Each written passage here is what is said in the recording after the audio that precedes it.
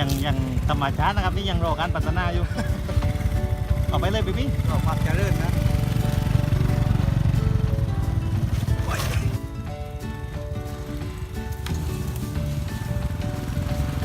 ตายครับ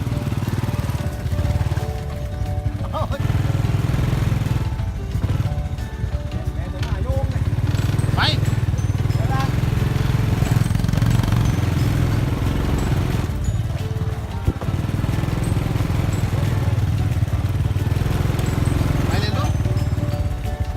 ว้า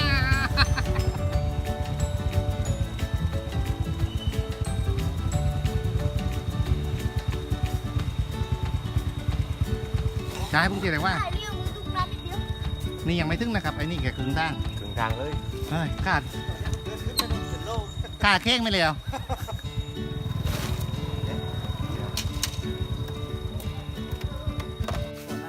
ได้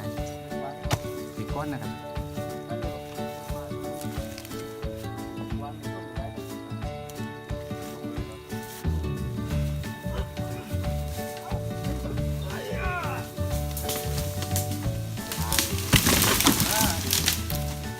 ธรรมชาติ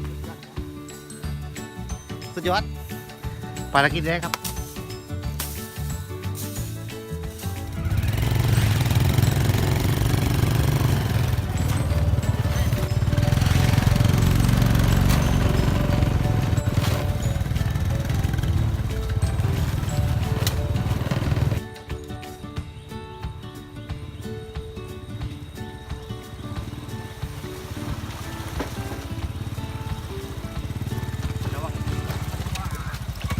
ด้วยกับพี่น้อง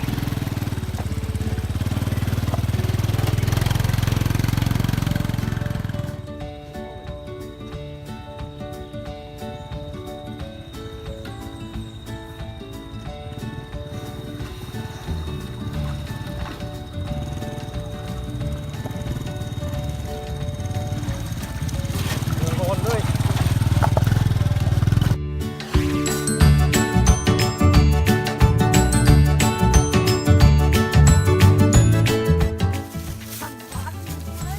นี่รายการนี้เราต้องเดินเท้านะครับ เดินเท้าไปอีกประมาณ20 โลเดี๋ยวมาโอ้20 โลเลย